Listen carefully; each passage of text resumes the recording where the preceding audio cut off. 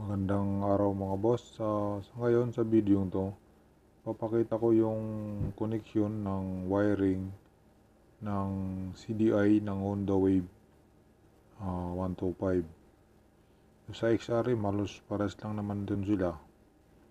Ngayon, ang wire ng CDI ng Wave 125, apat lang ang wire niya.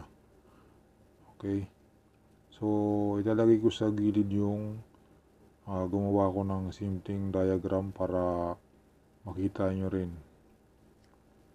So, ganito po ang connection yan. Meron kayong makikita dito ng mga wire. Ito yung green, black na may yellow, tapos blue na may yellow. Yan. Tapos, mayroon din siyang red, black. Okay, so apat lang ang wire niya. So, ganito po ang mga connection yan. Kasi sa CDI, kung halimbawang papalit tayo ng CDI tapos mayroong mayroong wire na mga naputol na, so paano natin may babalik? Okay, maganda na alam natin. So itong blue na may guhit na yellow, galing po yan sa pulser or sa pickup. No, ito yung wire na to, galing to sa may bandang stator, sa may pickup wire yan or pulser na tinatawag, no? Mayroon yan magneto dito, tapos mayroong nakatutok na yung pickup nakatutok yun sa magneto, mayroon yung reductor. So ito yung wire na yon, pumapasok yan sa CDI. Yan yung blue na may yellow. So panoorin nyo lang yung diagram sa gilid para meron kayong guide. Tapos ang isa dito ay yung kulay green, no? Yung kulay green, ground yan. Ang Honda, green ang ground yan, no? So lahat ng Honda, green ang ground. Ngayon ito naman black na may yellow.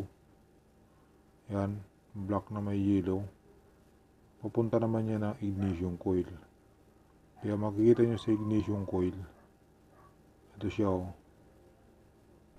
Yan, ito yung ignition coil. Ito yung wire niya. Galing yan ng CDI. Yan yung pinaka-output ng CDI. Okay? Kasi napakahalaga na alam natin yung connection. Tapos ito namang black na may red, galing yan sa ignition switch. So ganun po ang connection ng CDI. So ito yung ignition switch. Ayan. Dito sa black na may red na wire, ito yung ignition switch. Pag nag-on tayo ng susian, dito nakakabit yung red black na wire. I-test natin tong red black na wire para i-prove natin na galing nga yan doon sa susian. Once pag may battery tayo, may battery ang motor natin, ilagay nyo lang yung ground sa yung clip ng test light, i-body ground nyo, tapos i-test mo yung itong black na may red na wire, black red na wire. So iilaw po ang ating test light. So yan, nakikita nyo, pag naka-on yung ating susian, umiilaw po itong wire na to, yung red black. So try kong patayin. Tingnan mo, i-off ko yung susian. Okay, tapos i-on ko. Okay, pag i-on ko tapos ilaw siya, kasi doon nga galing ang supply nitong CDI nito, dahil battery operated ang CDI nito. So ganun po mga sir ang connection ng CDI.